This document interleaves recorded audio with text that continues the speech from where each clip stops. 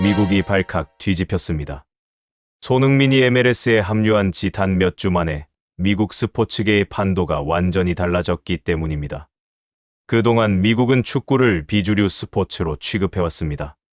킬리안 음바페가 레알 마드리드에서 발롱도르 경쟁을 벌여도 미국인들은 관심조차 주지 않았고, 에일링 할란드가 맨체스터 시티에서 득점 기록을 쏟아내도 NFL 플레이오프 한 경기 시청률에 미치지 못했죠. 리오넬 메시가 직접 미국 땅을 밟았지만 축구라는 종목 자체의 한계를 넘지는 못했습니다. 그런데 한국에서 온 선수 하나가 그 불가능을 해버렸습니다.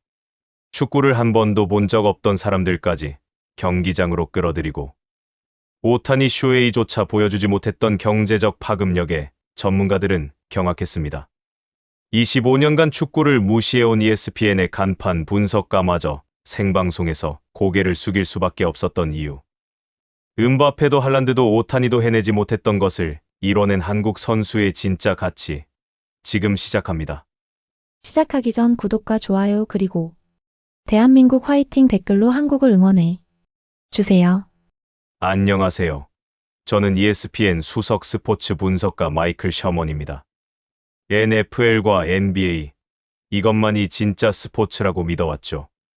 25년간 미국 스포츠의 최전선에서 분석해온 사람으로서 축구 따위는 눈에 들어오지도 않았습니다. 특히 아시아 선수가 미국 시장을 뒤흔든다는 건 코미디라고 생각했어요. 저는 시카고에서 태어나고 자랐습니다. 아버지는 시카고 베어스의 광팬이었고 어머니는 시카고 불스의 시즌권을 매년 끊으셨죠. 스포츠가 곧 가족이었고 가족이 곧 스포츠였습니다. 대학에서 스포츠 저널리즘을 전공한 뒤 ESPN에 입사했고, 그때부터 25년간 한 번도 다른 길을 생각해 본 적이 없습니다. NFL 시즌이 시작되면 일주일에 30시간 넘게 경기 영상을 분석했고, NBA 플레이오프 기간에는 사무실에서 잠을 잔 적도 한두 번이 아니에요. 그렇게 미국 스포츠의 최전선에서 살아온 사람입니다. 제가 ESPN에서 맡은 포지션은 수석 분석가였어요. 쉽게 말하면 경기 데이터를 읽고 흐름을 예측하는 일이죠. 시청률이 곧 저의 성적표였고, 제 분석 코너는 NFL 시즌 동안 ESPN에서 가장 높은 시청률을 기록하는 프로그램 중 하나였습니다. 그런 제게 축구란 존재하지 않는 종목이었어요. 미국에서 축구는 아이들이 방과 후에 잠깐 뛰어노는 운동이었고, 진지하게 논의할 가치가 없는 스포츠였습니다. 유럽에서 아무리 난리가 나도 미국 시청자들은 꿈쩍하지 않았거든요. 실제로 숫자가 그걸 증명하고 있었습니다. NFL 슈퍼볼 시청자가 1억 명을 넘기는 동안 MLS 결승전 시청자는 고작 몇백만 명에 불과했어요. NBA 파이널도 1000만 단위의 시청자를 끌어모으는데 축구는 그 근처에도 가지 못했죠. 이게 미국의 현실이었습니다. 그러니 올해 초 ESPN 회의실에서 벌어진 일은 당연한 반응이었어요. 프로그램 기획팀장 제이슨이 회의를 소집했습니다. 큰 화면에 MLS 로고가 떠 있었죠. 여러분, 이번 시즌 MLS 특집을 기획하려고 합니다. 손흥민이라는 한국 선수가 합류하면서 엄청난 화제가 되고 있거든요. 저는 팔짱을 끼고 있었습니다. 주변 동료들도 비슷한 표정이었어요. 제이슨, 솔직히 말하자면 MLS 특집은 시청률이 안 나와요. 우리가 왜 축구를 다뤄야 하죠? 제 옆에 앉은 NFL 전문 분석가 브래들리도 고개를 저었습니다. 맞아요. 축구는 미국에서 통하지 않는 종목이에요. 아무리 유명한 선수가 와도 반짝 관심에 그치잖아요. 제이슨이 자료를 넘겼습니다. 하지만 이번에는 좀 다릅니다. 손흥민의 유니폼 판매량이 리그 전체에서 압도적 1위를 기록하고 있고 경기장 매진도 이어지고 있어요. 저는 코웃음을 쳤습니다. 유니폼 판매량이요. 한국 팬들이 사는 거 아닙니까? 제 미교포들이 반짝 열광하는 거겠죠. 그게 미국 스포츠 시장을 바꾼다고요. 회의실에 웃음이 퍼졌어요. 대부분이 제 의견에 동의했거든요. 하지만 제이슨은 물러서지 않았습니다. 마이클, 상부에서 직접 지시가 내려왔어요. MLS 시청률이 전년 대비 2배 가까이 뛰었다는 데이터가 있습니다. 최소한 리포트 하나는 만들어 달라는 거예요. 2배라고요. 저는 속으로 의아했지만 내색하지 않았습니다. 일시적인 현상이겠죠. 아시아 선수 하나가 미국 스포츠 판도를 바꿀 수 있다는 건 말이 안 돼요. 축구라는 종목 자체가 미국에서는 한계가 있습니다. 음바페가 와도 할란드가 와도 마찬가지일 거예요. 제가 단호하게 말하자 제이슨이 한숨을 쉬었습니다. 그래도 리포트는 만들어야 해요. 마이클이 직접 현장에 가서 확인해 주면 좋겠습니다. 현장에요. 축구 경기장에 제가 직접 가라고요. 25년 동안 축구 경기장에 발을 들여놓은 적이 단 한 번도 없었습니다. 그런 제가 MLS 경기를 보러 가라니요. 저는 단칼에 거절했어요. 다른 사람을 보내세요. 저는 NFL 프리시즌 분석이 밀려 있어요. 그날 저녁 집에 돌아오니 아내 캐서린이 저녁 식사 준비를 하고 있었습니다. 여보, 오늘 제니퍼 부부가 저녁에 온대. 제니퍼는 아내의 절친한 친구였어요. 한국계 미국인으로 남편 데이비드와 함께 LA에서 살고 있죠. 좋은 사람들이었지만 만날 때마다 한국 이야기를 늘어놓는 게 좀 피곤했습니다. 특히 데이비드는 축구 광팬이었거든요. 저녁 식사가 시작되자마자 예상대로 데이비드가 흥분한 목소리로 말했습니다. 마이클 손흥민 MLS 경기 봤어요. 정말 미쳤어요. 미국 축구 역사가 바뀌고 있다니까요. 저는 스테이크를 썰면서 대꾸했습니다. 데이비드 미안하지만 축구는 미국에서 안 통해요. 아무리 좋은 선수가 와도 마찬가지야. 제니퍼가 끼어들었습니다. 마이클, 그건 편견이에요. 손흥민이 얼마나 대단한 선수인지 알아요. 경기장에서 보여주는 것만이 아니에요. 이 선수는 영국에서 시한부 판정을 받은 어린 소년을 한국까지 데려가서 수술비를 전액 부담하고 생명을 살렸어요. 그런 선수가 세상에 어디 있어요. 저는 포크를 내려놓았습니다. 그건 선수들이 다 아는 이미지 마케팅이에요. 요즘 시대의 자선 활동은 기본이잖아요. 에이전시가 기획하고 언론이 띄워주는 거지. 식탁이 조용해졌습니다. 제니퍼의 표정이 굳었어요. 마이클, 직접 알아보지도 않고 그렇게 단정하면 안 되죠. 데이비드도 고개를 저었습니다. 한번 경기장에 와봐요. 직접 보면 생각이 달라질 거예요. 저는 와인잔을 들며 화제를 돌렸습니다. 그 이야기는 그만하죠. NFL 개막이 코앞인데 축구 이야기할 시간이 어디 있어요.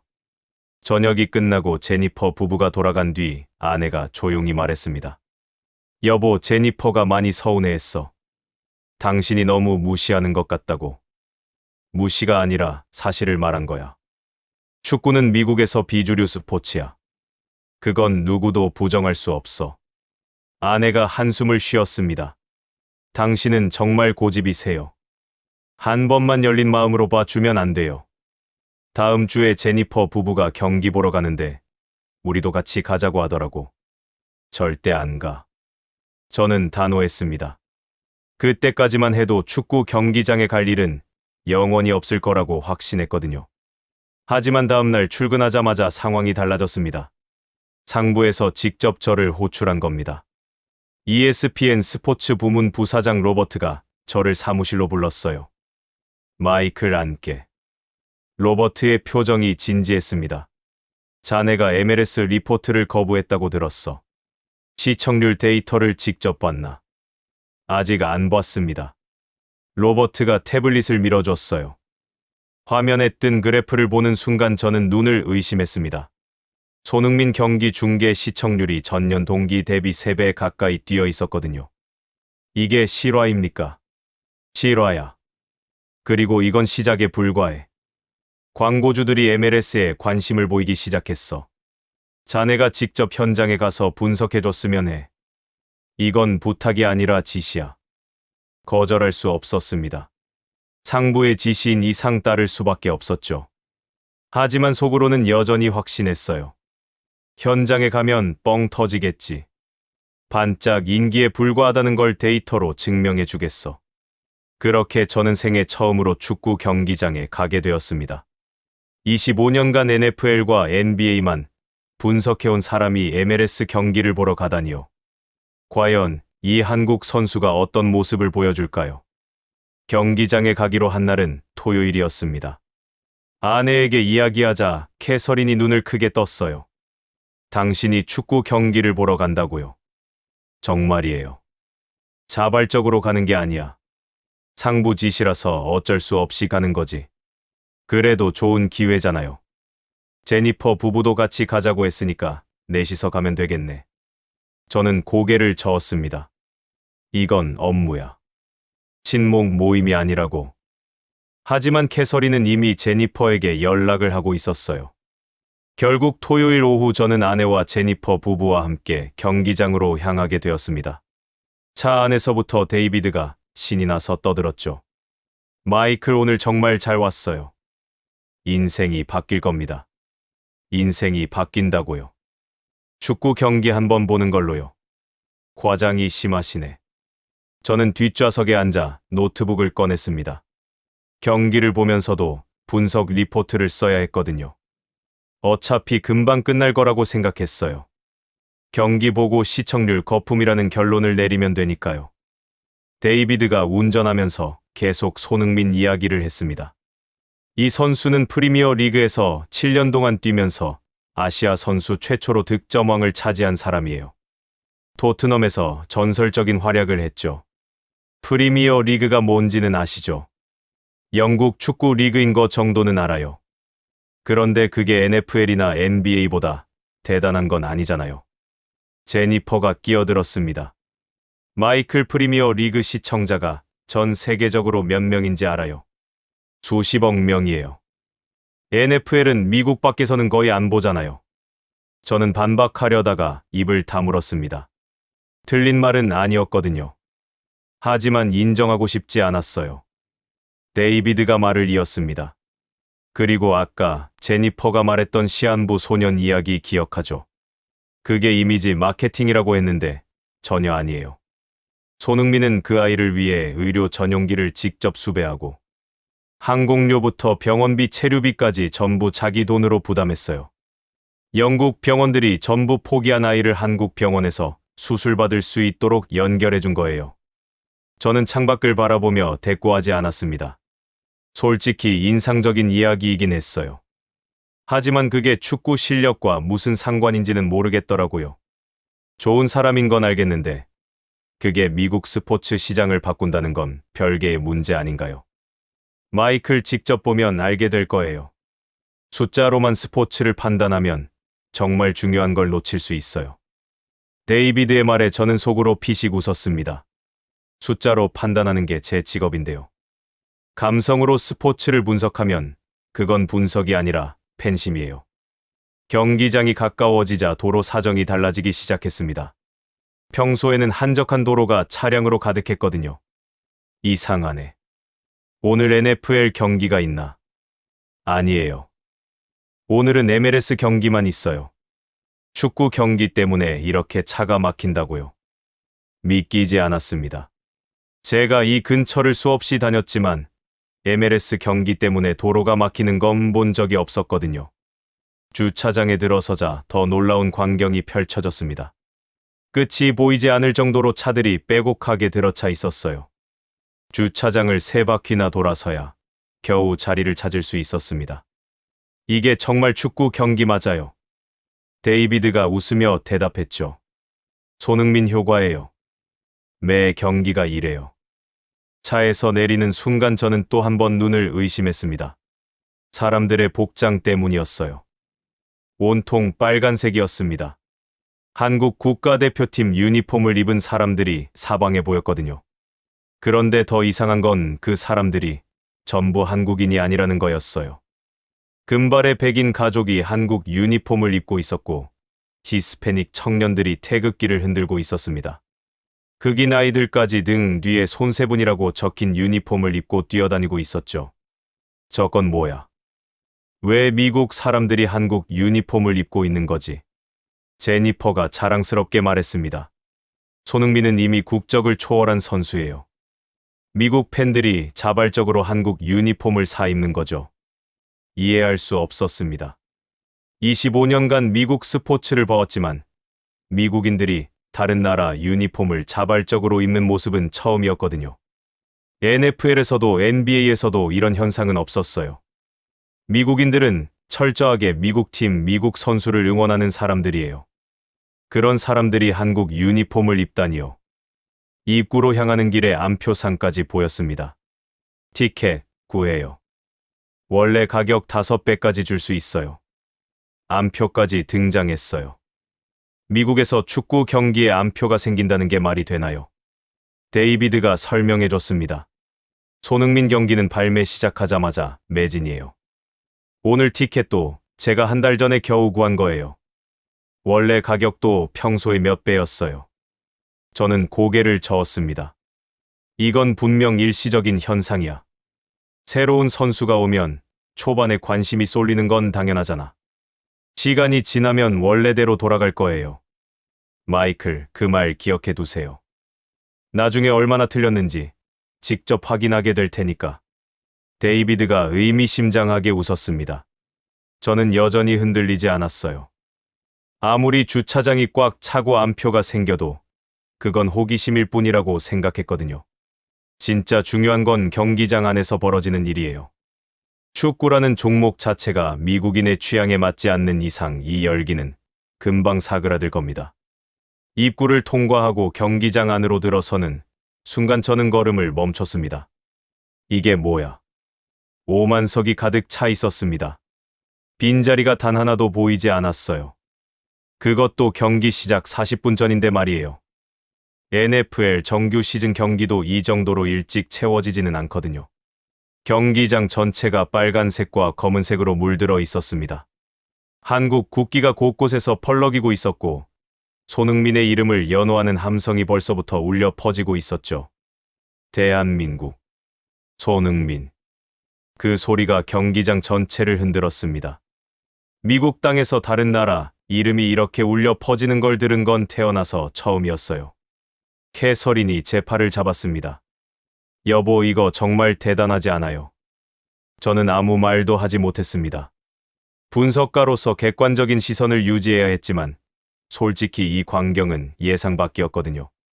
그래도 아직 경기가 시작되지 않았습니다. 분위기에 휩쓸려서는 안 돼요.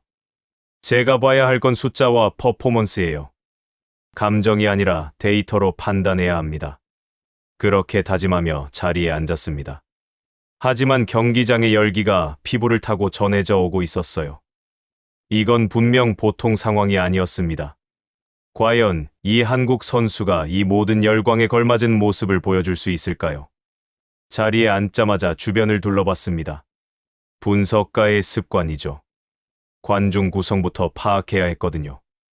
그런데 관중석을 살펴볼수록 이상한 점이 눈에 들어왔습니다.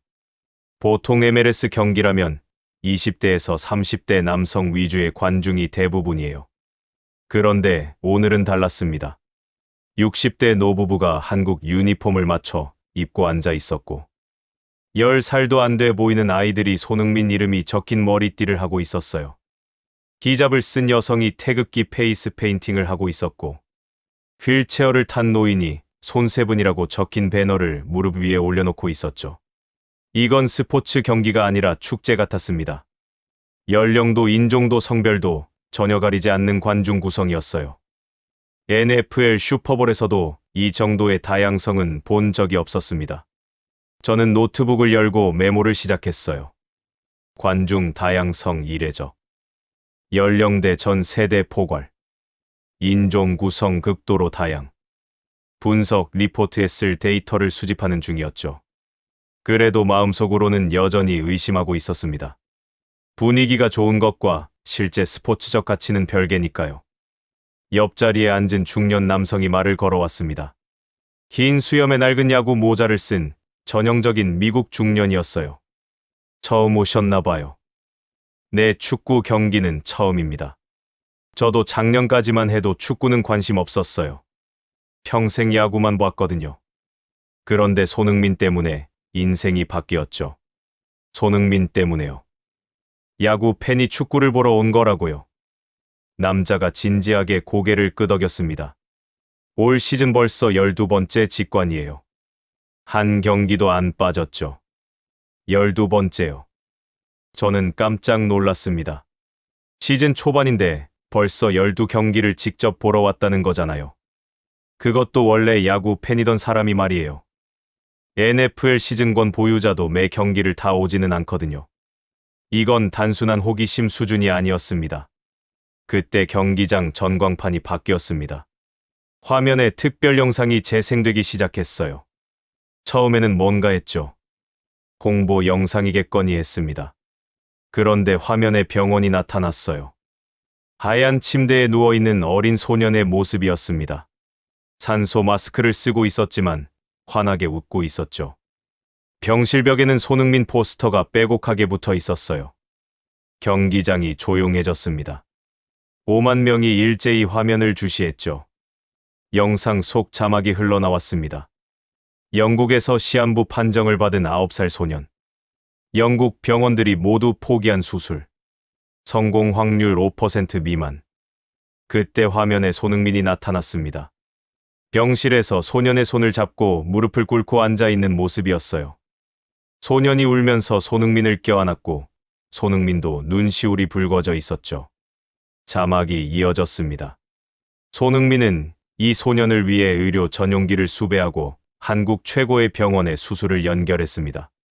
항공료 병원비 체류비 전액을 본인이 부담했습니다. 화면이 전환되었어요. 한국 병원의 수술실 앞 장면이었습니다. 의료진들이 분주하게 움직이고 있었고 자막에 수술 시간 12시간이라고 떠 있었죠. 그리고 수술복을 입은 의사가 지친 얼굴로 나오며 말하는 장면이 나왔습니다. 성공했습니다. 그 순간 경기장이 터졌습니다. 5만 명이 동시에 함성을 질렀어요. 박수가 쏟아졌고 여기저기서 눈물을 닦는 사람들이 보였습니다. 옆자리 남자도 눈시울을 붉히고 있었어요. 저 아이가 지금은 건강하게 축구를 하고 있답니다. 손흥민이 살린 거예요. 저는 화면을 멍하니 바라봤습니다. 며칠 전 저녁 식사에서 제니퍼가 이 이야기를 했을 때 저는 이미지 마케팅이라고 일축했었죠. 그 기억이 갑자기 떠올랐습니다. 불편한 감정이 밀려왔어요. 하지만 인정할 수는 없었습니다. 감동적인 이야기인 건 맞지만 그게 스포츠 분석과 무슨 상관이 있겠어요. 저는 고개를 저으며 노트북에 시선을 돌렸습니다. 영상이 끝나자 경기장 아나운서가 마이크를 잡았어요. 신사숙녀 여러분, 오늘의 주인공을 소개합니다. 대한민국이 낳은 세계적인 선수 손흥민. 그 순간 경기장이 폭발했습니다. 제가 25년간 미국 스포츠를 봐오면서 들어본 가장 거대한 함성이었어요. NFL 슈퍼볼 터치다운 순간의 함성과 맞먹었습니다. 아니, 어쩌면 그보다 더 컸을지도 모릅니다. 저도 모르게 귀를 막았어요. 전광판에 손흥민이 나타났습니다. 카메라를 향해 양손을 흔들며 웃고 있었죠. 5만 명이 일제히 이름을 외쳤습니다. 손흥민, 손흥민. 경기장 바닥이 진동하는 게 느껴졌어요. 의자가 떨렸습니다. 이건 제가 경험한 어떤 스포츠 이벤트와도 달랐어요. NFL 플레이오프에서도 NBA 파이널에서도 이 정도의 에너지를 느낀 적이 없었거든요. 저는 전광판 속 손흥민을 자세히 봤습니다. 솔직히 외모만 보면 그렇게 특별해 보이지 않았어요. 키도 평범했고 체격도 미국 스포츠 스타들에 비하면 작은 편이었죠. NFL 쿼터백들이나 NBA 센터들처럼 압도적인 피지컬이 아니었습니다. 저런 체격으로 미국 팬들을 사로잡았다고 이해할 수 없었어요. 선수들이 그라운드에 나오기 시작했습니다. 상대팀 선수들이 소개될 때도 박수는 제법 컸어요. 하지만 손흥민이 이름이 호명된 순간 경기장의 공기가 완전히 바뀌었습니다. 모든 관중이 자리에서 일어났어요. 한국 국기가 사방에서 흔들렸고 대한민국 손흥민이라는 구호가 경기장 전체를 감쌌습니다. 캐서린이 제 팔을 잡으며 소리쳤어요. 여보, 이것 좀 봐요. 정말 믿기지 않아요. 데이비드가 흥분한 얼굴로 돌아봤습니다. 어때요, 마이클? 이래도 일시적인 현상이라고 할 거예요. 저는 대답하지 않았습니다. 대답할 수가 없었어요.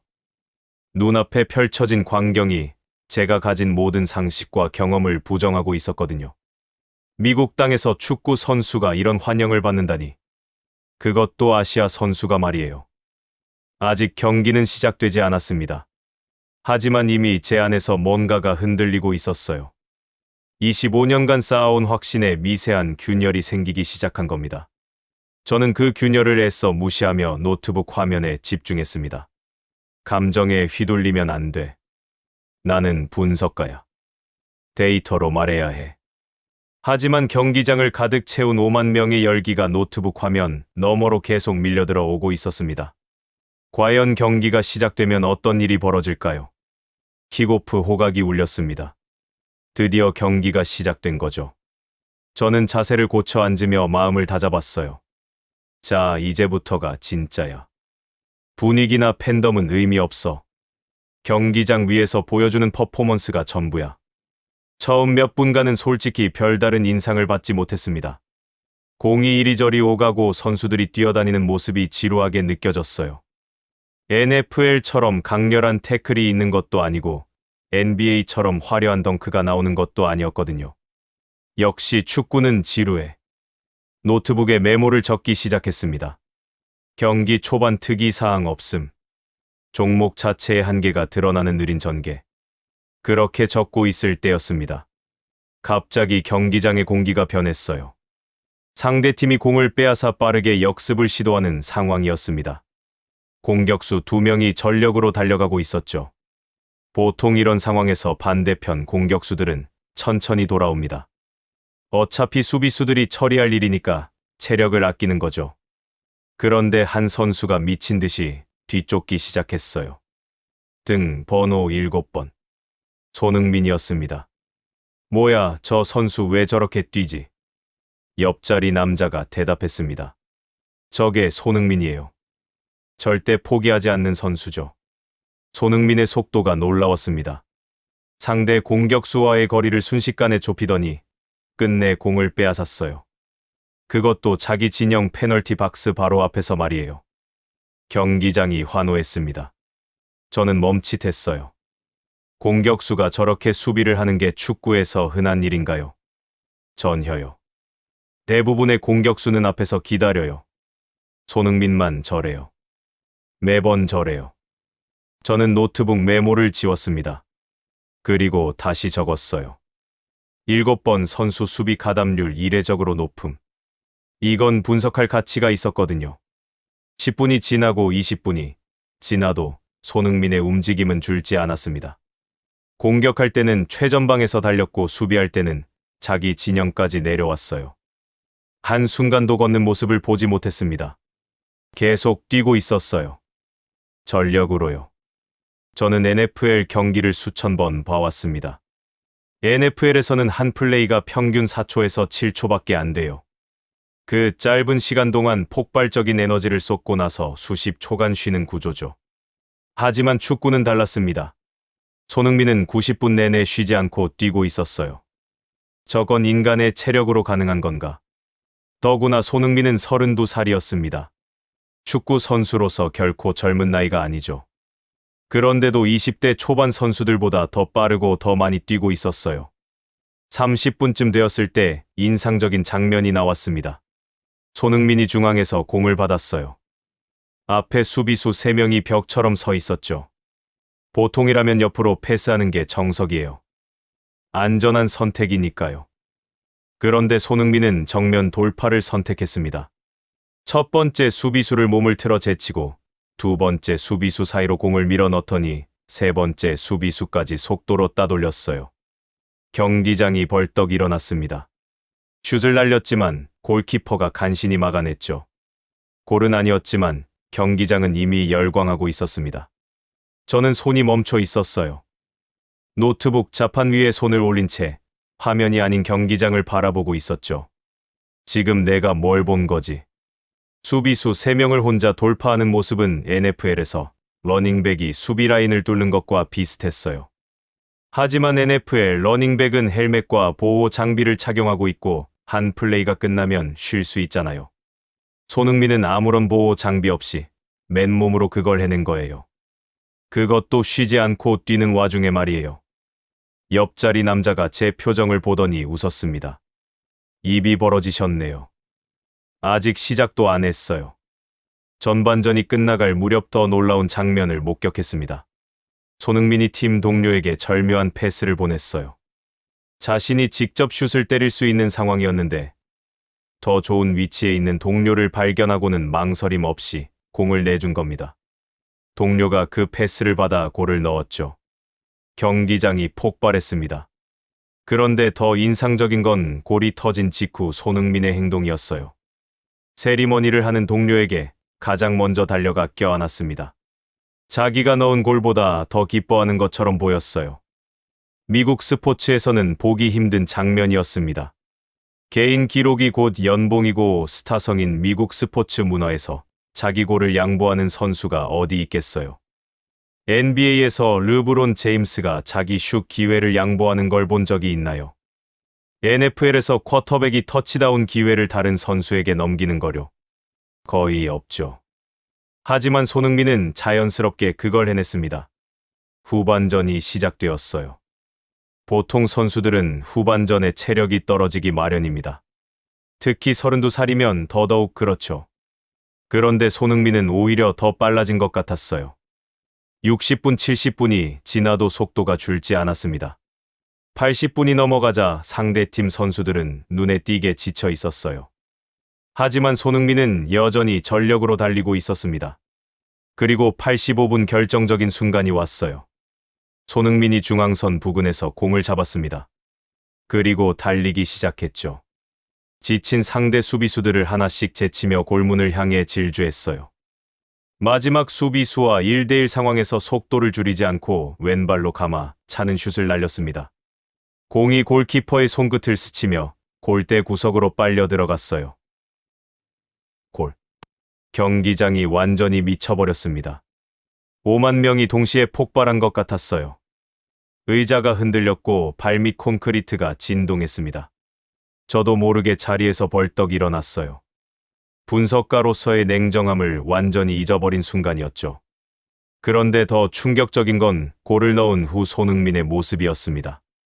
세리머니도 짧게 끝내고 곧바로 동료들에게 달려갔어요. 한 명 한 명 껴안으며 격려했습니다. 고마워, 잘했어. 통역이 필요 없는 몸짓이었어요. 경기가 끝났습니다. 저는 멍하니 앉아 있었어요. 노트북에는 메모 하나 제대로 적지 못했습니다. 손이 움직이지 않았거든요. 그런데 경기가 끝났는데도 아무도 자리에서 일어나지 않았습니다. 왜 안 가지? 경기 끝났잖아. 데이비드가 웃으며 말했어요. 아직 안 끝났어요. 손흥민의 진짜 모습은 지금부터예요. 무슨 소리인지 이해하지 못했습니다. 그때 손흥민이 다시 그라운드에 나타났어요. 땀에 흠뻑 젖은 유니폼 그대로였습니다. 그리고 경기장을 천천히 걷기 시작했죠. 모든 구역의 팬들에게 고개를 깊이 숙여 인사하면서요. 동쪽 스탠드에서 시작해서 남쪽, 서쪽, 북쪽까지 한 구역도 빠뜨리지 않았습니다. 각 구역마다 멈춰 서서 깊게 허리를 굽혔어요. 한국식 인사라는 걸 나중에 알았습니다. 15분이 넘게 걸렸어요. 90분을 전력으로 뛴 후인데도 지칠 기세가 없이 정성스럽게 인사했습니다. 옆자리 남자가 말했어요. 메시도 이런 적은 없었어요. 매 경기마다 저렇게 하는 선수는 손흥민이 유일해요. 저는 그 광경을 바라보며 한동안 아무 말도 하지 못했습니다. 25년간 수천 경기를 보았지만 경기가 끝난 후 15분 동안 팬들에게 인사하는 선수는 처음이었거든요. 그것도 의무가 아닌 자발적으로요. 캐서린이 눈물을 닦으며 말했습니다. 여보, 저건 연기가 아니야. 진심이야. 저도 알고 있었어요. 40년 전 아버지와 함께 시카고 베어스 경기를 처음 봤을 때 느꼈던 감동.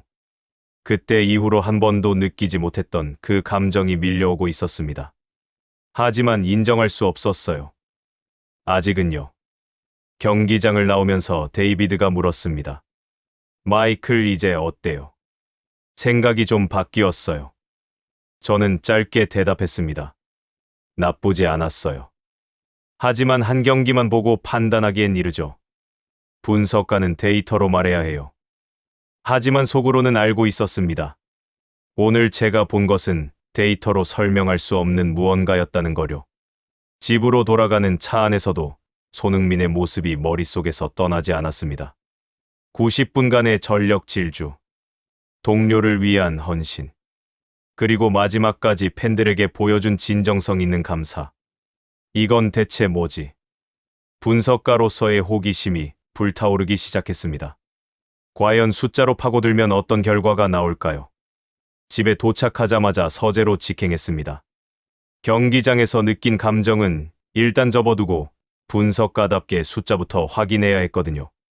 컴퓨터를 켜고 검색을 시작했습니다. 손흥민 MLS 경제 효과. 첫 번째로 뜬 기사의 제목을 보고 손이 멈췄어요. 손흥민 유니폼 판매량 MLS 전체 1위. 메시, 음바페, 할란드를 제치고 전 세계에서 가장 많이 팔린 유니폼이라는 내용이었습니다. 잠깐, 이게 MLS 내에서만 1위가 아니라 전 세계에서 1위라고요. 기사를 더 읽어봤습니다. LAFC 단장이 직접 인터뷰에서 밝힌 내용이었어요. 손흥민이 입단한 시점부터 현재까지 그의 유니폼 판매량은 전 세계 어떤 선수보다 많다고요. 메시보다 많다는 얘기였습니다. 메시보다요. 축구 역사상 최고의 선수로 불리는 그 메시보다 유니폼이 더 많이 팔린다니. 믿기지 않아서 다른 기사를 찾아봤어요. 손흥민 효과 MLS 관중 수 전년 대비 급증. 손흥민이 뛰는 경기마다 매진 행렬이 이어지고 있으며 원정 경기장까지 가득 채우는 현상이 벌어지고 있다는 내용이었죠. 원정 경기장까지 채운다고요. 아까 제가 직접 본 그 광경이 매번 반복된다는 거잖아요. 더 파고들수록 놀라운 수치들이 쏟아졌습니다. MLS 중계 시청률이 손흥민 경기에 한해 전년 대비 3배 가까이 뛰었고 광고 단가도 급등했어요. 관중의 상당수가 축구를 처음 보는 사람들이라는 통계도 있었습니다. 아까 옆자리에서 야구만 봤다던 그 남자처럼요. 손흥민이 축구 팬이 아닌 사람들까지 경기장으로 끌어들이고 있었던 겁니다. 그때 문득 오타니 쇼헤이가 떠올랐어요. 아시아 선수가 미국 스포츠 시장에서 성공한 유일한 사례로 알고 있었거든요. 오타니와 비교하면 어떨까 싶어서 검색해봤습니다. 결과는 충격적이었어요. 오타니는 야구라는 종목 안에서 팬층을 확대한 경우였습니다. 야구를 좋아하는 사람들 사이에서 인기가 높았던 거죠. 하지만 손흥민은 달랐어요. 축구를 모르던 사람들까지 완전히 새로운 팬층을 만들어내고 있었습니다. 종목의 벽 자체를 허물어버린 거예요. 한국 관련 수치는 더 놀라웠습니다. 한국 음식점 매출이 급증하고 한국어 수강 문의가 폭발적으로 늘었다는 기사도 있었어요. 한국 관광 문의까지 치솟았다고요. 선수 하나가 나라 전체의 이미지를 바꾸고 있었던 겁니다. 그리고 경기장에서 봤던 시한부 소년 영상이 다시 떠올랐습니다. 검색해보니 그 이야기의 후일담이 더 대단했어요. 한국 병원에서 수술이 성공한 뒤 해외 환자들의 한국 의료 관광 문의가 폭발적으로 늘었다는 겁니다. 영국에서 성공 확률이 5%도 안 된다고 포기한 수술을 한국 의료진이 해낸 거잖아요. 한국 병원의 소아심장 수술 성공률이 세계 최고 수준이라는 데이터도 확인했습니다. 3차원 프린팅으로 심장 모형을 만들어 사전 시뮬레이션을 5번이나 진행한 후 12시간에 걸친 대수술을 성공시켰다는 거예요. 영국 의학저널에서도 특집 기사로 다뤘더군요. 한국 의료진 불가능을 가능으로 만들다. 저는 의자에 등을 기대며 천장을 바라봤습니다. 이건 단순한 스포츠 현상이 아니야. 유니폼 판매량, 경기장 매진, 시청률 급등. 이 숫자들만으로도 충분히 놀라운데 거기에 한 아이의 생명까지 구하고 한국이라는 나라의 의료 기술력까지 세계에 알린 거잖아요. 오타니도 음바페도 할란드도 이런 파급력은 보여주지 못했어요. 손흥민이라는 선수가 만들어낸 영향력은 스포츠의 범위를 완전히 넘어서고 있었습니다. 분석가로서 인정할 수밖에 없었어요. 숫자는 거짓말을 하지 않으니까요. 하지만 아직 끝이 아니었습니다. 더 충격적인 사실이 남아 있었거든요. 손흥민의 경제적 파급력에 놀라고 있을 때 또 다른 기사가 눈에 들어왔습니다. 토트넘 손흥민 떠난 후 처참한 현실. 토트넘은 손흥민이 7년간 뛰었던 영국 프리미어 리그의 구단이죠. 기사를 클릭해서 읽어봤습니다. 손흥민이 MLS로 떠난 후 토트넘은 연쇄적인 악재에 시달리고 있다. 홈 경기 관중이 급감했고 유니폼 매출이 곤두박질 쳤다. 스폰서십 계약 취소까지 이어지고 있다. 한 선수가 떠났을 뿐인데 구단 전체가 흔들리고 있다는 얘기였어요. 더 파고들어 봤습니다.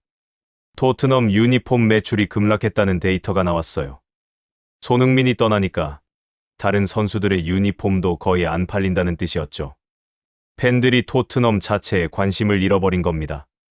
팬들의 인터뷰 내용도 충격적이었어요. 손흥민 없는 토트넘은 몰 이유가 없다. 7년간 팀을 위해 헌신한 선수를 그렇게 보낸 구단이 실망스럽다. 팬들이 완전히 등을 돌린 거였습니다. 주가까지 폭락했다는 기사도 있었어요. 손흥민 이적 결정 후 토트넘 구단 가치가 급락하고 투자자들이 등을 돌리고 있다는 내용이었죠. 돈 되는 선수를 그냥 보내버렸으니 당연한 결과였습니다. 토트넘 감독의 인터뷰도 나와 있었어요. 손흥민 같은 선수는 다시 오지 않을 것이다. 우리가 실수했다. 이미 늦은 후회였죠. 더 재미있는 건 이적 시장에서의 반응이었습니다. 다른 좋은 선수들도 토트넘 입단을 꺼린다는 거예요. 7년간 헌신한 선수를 저렇게 대하는 구단이라면 자기도 똑같이 당할 수 있다는 게 선수들의 판단이었던 거죠. 반면 MLS는 완전히 다른 세상이었습니다. 손흥민 영입 후 MLS 전체 수익이 급증했어요. 해외 중계 권료가 수십 배 상승했고 유럽에서도 MLS 경기를 보려는 사람들이 늘어났습니다. 유럽에서 미국 축구 리그를 시청한다니요. 이전에는 상상도 할 수 없는 일이었어요. 글로벌 스폰서도 줄을 섰습니다. 세계적인 스포츠 브랜드들이 MLS와 대형 계약을 체결했고 글로벌 기업들까지 스폰서십에 참여하기 시작했어요. 전부 손흥민 효과였죠.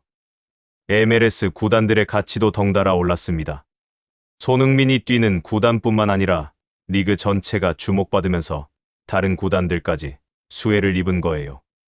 토트넘과 MLS의 명함을 비교한 기사 제목이 모든 걸 말해주고 있었습니다. 똑똑한 선택과 어리석은 선택의 차이. MLS는 손흥민의 진짜 가치를 알아봤고 토트넘은 몰라봤어요. 그 결과는 극명하게 갈렸죠. 가장 아이러니한 기사는 따로 있었습니다. 토트넘 팬들이 자기 팀 경기 대신 손흥민이 뛰는 MLS 경기를 시청한다는 내용이었어요. 영국 프리미어 리그 팬들이 미국 MLS를 본다니요. 팬들의 솔직한 고백이 기사에 실려 있었습니다. 우리가 사랑했던 건 토트넘이 아니라 손흥민이었다. 이게 바로 진짜 스타의 힘이구나. 팀을 바꿔도 팬들이 따라오게 만드는 선수. 그런 선수는 스포츠 역사에서도 극히 드물어요. 그리고 시한부 소년 사건의 후폭풍도 계속되고 있었습니다. 손흥민의 선행이 알려진 후 관련 재단의 기부금이 폭발적으로 늘었어요. 그 돈으로 수백 명의 아이들을 추가로 도울 수 있게 되었다는 거죠. 전 세계에서 수천 건의 의료 문의가 쏟아졌고 대부분이 영국과 유럽에서 온 문의였습니다. 한국 정부도 움직였어요. 매년 해외 소아심장병 환자를 한국으로 초청해 무료로 치료하는 프로그램을 발표한 겁니다. 한 축구 선수의 선행이 국가 정책까지 바꾼 거예요. 저는 모니터 앞에서 한참을 멍하니 앉아 있었습니다. 축구 실력만으로도 압도적인데 경기장 밖에서의 영향력까지 이 정도라니요. 경제적 파급력, 팬들의 충성도, 사회적 영향력 어느 하나 빠지는 게 없었어요. 토트넘의 몰락이 증명하고 있었습니다. 손흥민이라는 선수가 얼마나 대체 불가능한 존재인지를요. 그리고 MLS의 성공이 보여주고 있었죠. 그 가치를 알아본 눈이 얼마나 중요한지를요. 저는 천천히 키보드에 손을 올렸습니다. 분석가로서 더 이상 외면할 수 없었어요.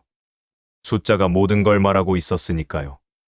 그런데 이 모든 사실을 어떻게 전해야 할까요? 25년간 축구를 무시해온 제가 갑자기 손흥민을 칭찬하면 사람들이 믿기나 할까요? 고민이 깊어졌습니다. 하지만 분석가에게 가장 중요한 건 진실이에요. 데이터가 가리키는 방향을 외면하는 건 분석가의 자격을 스스로 포기하는 것이니까요. 결심이 서기 시작했습니다. 그날 밤 저는 서재에서 새벽까지 글을 썼습니다. 분석 리포트가 아니었어요. 제 안에서 터져나오는 솔직한 고백이었죠. 경기장에서 본 것들, 숫자가 증명하는 것들, 그리고 제가 얼마나 오랫동안 잘못된 확신에 갇혀 있었는지를 써 내려갔습니다. 다 쓰고 나니 새벽 3시였어요.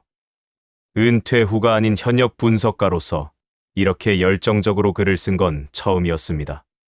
다음 날 아침 출근하자마자 프로그램 기획팀장 제이슨을 찾아갔어요. 제이슨, MLS 리포트 내가 직접 하겠어. 제이슨이 깜짝 놀랐습니다. 마이클이 자발적으로요. 축구는 시간 낭비라던 분이 생각이 바뀌었어. 하지만 단순한 리포트가 아니라 특집으로 하고 싶어. 생방송 분석 코너에서 30분짜리 특집을 달라고. 제이슨이 눈을 크게 떴어요. 30분 특집이요. 그건 상부 승인이 필요한데. 부사장 로버트에게 직접 이야기할게. 제이슨은 반신반의했지만 로버트는 달랐습니다. 손흥민 관련 콘텐츠의 시청률 데이터를 이미 알고 있었거든요. 좋아, 마이클. 자네가 직접 하겠다면 믿겠네. 금요일 생방송 시간을 배정해주지. 방송 당일이 왔습니다. 대기실에서 마지막 원고를 점검하고 있을 때 캐서린에게서 메시지가 왔어요. 제니퍼랑 데이비드도 같이 보고 있을 거예요. 잘 할 수 있죠. 저는 짧게 답했습니다. 오늘은 분석가가 아니라 한 사람으로서 이야기할 거야. 스튜디오 불이 켜졌습니다. 카메라 빨간불이 들어오고 앵커가 소개했죠. 오늘은 특별한 시간입니다. 25년간 NFL과 NBA만 분석해온 우리 마이클 셔먼 수석 분석가가 이례적으로 MLS 특집을 준비했습니다. 제목은 미국 스포츠가 한국 선수에게 배워야 할 것입니다. 카메라가 저를 비췄습니다. 숨을 한번 크게 들이쉬고 입을 열었어요. 저는 25년간 축구를 무시해왔습니다. 미국에서 축구는 통하지 않는 종목이라고 단정했고, 아시아 선수가 미국 스포츠 시장을 바꿀 수 있다는 건 코미디라고 생각했습니다. 스튜디오가 조용해졌어요. 스태프들도 모니터 앞에 모여들었습니다. 하지만 저는 틀렸습니다. 완전히 틀렸어요. 한국에서 온 손흥민이라는 선수가 제 25년의 확신을 산산조각 냈습니다. 화면에 준비한 데이터가 띄워졌습니다. 유니폼 판매량 전 세계 1위. 경기마다 매진 행렬. 중계 시청률 전년 대비 3배의 상승.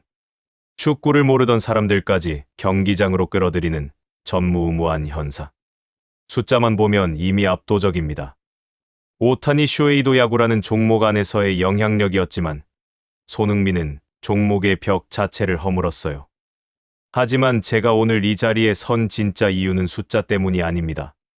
목소리가 떨렸습니다. 하지만 멈추지 않았어요. 이 선수는 경기장에서 90분 동안 단 한순간도 몸을 사리지 않습니다. 32살의 나이에 20대 선수들보다 더 뛰고 더 헌신해요. 자기가 골을 넣을 기회를 동료에게 양보하고 경기가 끝난 후에는 15분 동안 경기장을 한 바퀴 돌며 모든 팬에게 감사 인사를 합니다.